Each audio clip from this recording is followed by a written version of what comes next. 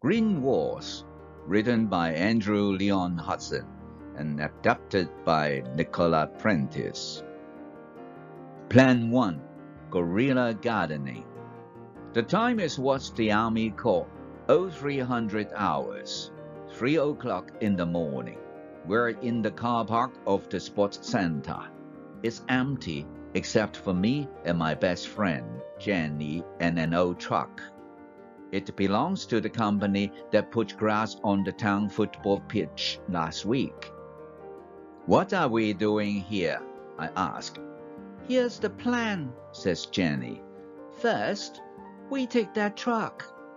I'm going home, I say. Good night. Then, we drive to the town hall, and then we use the grass in the truck to cover the high street from top to bottom, like one great big garden. Are you ready? I think about it for a moment. Then I smile. Okay, I say. Let's go. Our new green high street is beautiful, but we don't have time to enjoy it. The judge says we committed a crime. She gives me 150 hours of community service. Jenny gets 300 hours because it was her idea. I do my hours and return to my studies. Jenny spends her time planning how we're going to do our guerrilla gardening better in future. We want to make the whole town green. Jenny's idea will probably put us both in prison, but someone has to help the planet. Plan 2. The Bamboo Forest. Every September, our town has a festival. Crowds of happy people eat hot dogs and wave little flags. Then everyone goes to the park on the edge of town. The mayor gives a speech, and everyone has fun. I should be at home packing my bags to go and study engineering at university. But as soon as everyone has gone to the park, Jenny picks me up in another borrowed truck. This one is full of soil. Get in, she says. There's enough soil to cover the high street from Baker Street to Humber Road, right past the new shopping center. I've mixed it with bamboo seed. It's a kind of seed that grows really, really fast. Before the festival is over, there will be a mini forest in front of a supermarket. No one will be able to get in or out of that street. It really does grow that fast. What do you think? Well, why not? I'll be at university next week anyway. Let's do it. Jenny was right. Bamboo grows fast. It was as high as your knees before anyone discovered what we had done. By the time the council found someone to cut it down, our bamboo forest was taller than the mayor. It was great, but they took it away. After what we did last year, they knew it was us. Plus, Jenny had bought the bamboo online with her bank card. So, it was definitely her. This time, she got 6 months in prison. She didn't tell them I had helped her, so I still went to university. But I changed my degree to agriculture and wildlife. I wanted to learn all about plants, gardening, and farming. I thought it would help Jenny and me succeed as guerrilla gardeners. Plan 3. The Vertical Farm. I'm wearing my new business suit. My presentation is ready, and there's a small plastic model of my idea on the table. On the other side of the table, my 3 heads of departments are waiting to see my final university project, the vertical farm. We've seen what happens when we do what Jenny says. Now it's my turn. Good morning, I say. During my studies, I have learned a lot about city farming. After university, I want to do something with what I've learned. I show them the model. This is the high street of my town. This is our shopping center. And this is an old 9th-floor car park. No one has used it for the last 2 years, and is now for sale. I start the presentation. They can see my designs on the big screen while I talk. I've designed a city farm using the car park building. There will be 8 floors to farm food and vegetables. This design will collect rainwater to water the soil, and we will use energy from the sun to power the special growing lights.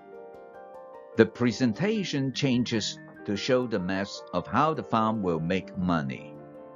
I will rent the space to small local farmers. We will sell everything in local shops to be as good for the environment as possible. Also, the 9th floor will be for any local people who want to grow their own food. My audience looks interested, but I haven't finished it yet. To prove the project can work, I have talked to local people and farmers. I have received letters of support and interest from all sides. I also gave this presentation to my bank manager. The bank will give me money if I can convince the town council to sell me the site. I turned off the presentation. Are there any questions? My project gets the highest marks in my class, but in the real world, that doesn't matter. The town council didn't accept my plan. Instead, they decided to sell the site to a company who will destroy the car park and build a block of luxury apartments. The mayor says they will bring new energy to the town, so that's the end of the vertical farm. Janie kept getting in trouble while I was away, but she was out of prison when I came back, so I met her for a drink. You should never have changed it from my way of doing things, she tells me. Nothing sends our message better than covering streets with grass, trees, and plants. Her latest trip to prison was for doing exactly that again. But I have just finished university, and my future looks good. Do you think I was clever enough not to listen to her? Plan 4. Guerrilla Gardening 2.0. This time, I agreed to do part of what Janie wanted. We drive around town to search for the perfect location. Not in front of the town hall or the shopping center. They are the kinds of places Janie thinks will send the biggest message, but I don't think these are the best places to choose. I'm looking for something different, somewhere that's not in the town center, not the best neighborhood, but a poor one that never gets any public money, one where the road is full of holes and the pavement is all broken. I am looking for somewhere where people don't have cars outside their houses. We find the perfect place. One night, we arrive in another borrowed truck. We carefully fill the whole street with soil from one pavement to the other. It's just like Janie's old plans, but this time we plant vegetable gardens in front of every house. We post letters through people's doors with gardening instructions, so the new lucky owners will know what to do. The letters also mention how much money you can save if you grow your own food. You'd be surprised. In the same neighborhood, we put grass over those broken old pavements for the kids to play on. Finally, we put up a sign that says, "Please walk on the grass." When we've finished it, We're both covered in soil and completely exhausted. But Jeannie put an arm around my shoulders and smiles. "Not a bad plan for you," she says. "You are learning." The people from the town council are extremely angry, of course. They send workers to the streets to take it all away. But the people who lived there joined their arms together to protect their new gardens. Can you believe it? Just as I hoped, the people in this neighborhood like what we've done to the streets. Later that day, the mayor goes to the area to explain that what we did is a crime. He isn't very pleased when a local TV reporter arrives. The reporter asks him, "The town council hasn't spent any money on this street for 20 years. Now someone else has come and improved it. Why don't you want it to be a place for growing food? Why can't it be a place for children to play and learn?" It was the main story on the national evening news, and the whole town was delighted. Well, everyone apart from the mayor, of course. The night after that, Jeannie and I do it again, but this time we work fast and hard. We just leave big piles of soil, seed, and instructions on as many streets as we can. People get the idea now, and we can't do all the work ourselves. We managed 3 more nights of that before the police catch us. Plan 5. The right place to fight. So here I am, in prison. It could be worse. The plan was mainly my idea, but I don't have to stay here too long. That's because it's my first time in prison, or it's my first time as an adult, at least. But Janie had been in prison many times now, so she gets longer. When I get out of prison, she will still have 2 years left. She doesn't mind too much. She's happy that Guerrilla Gardening 2.0 was successful. We're in separate buildings in prison, but we both work on the prison farm. I start teaching Janie some of what I learned at university.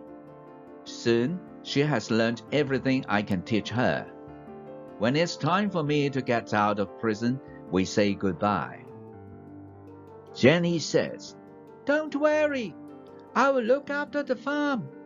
When you get sent back here for your next green crime, it will be waiting for you." But my next plan does not include returning to prison. Do you remember those piles of soil we left in streets all over town? Half of them are vegetable gardens now. The council doesn't like it, but we chose our locations well. The people that live there are really happy, and politicians don't want to take away gardens from happy people. If they do that, people will remember at election time. One thing I've learned is this: if you want to win the battle, choose the right place to fight. The old mayor is retiring this year, you see? So the next time I try to regreen my town, I will enter the election for the job of town mayor. Last year, I was a guerrilla gardener. Next year, I will be the mayor, and our town will be the greenest place in the country. Thank you for watching. If you like this video, please give a thumbs up and subscribe. See you in the next video.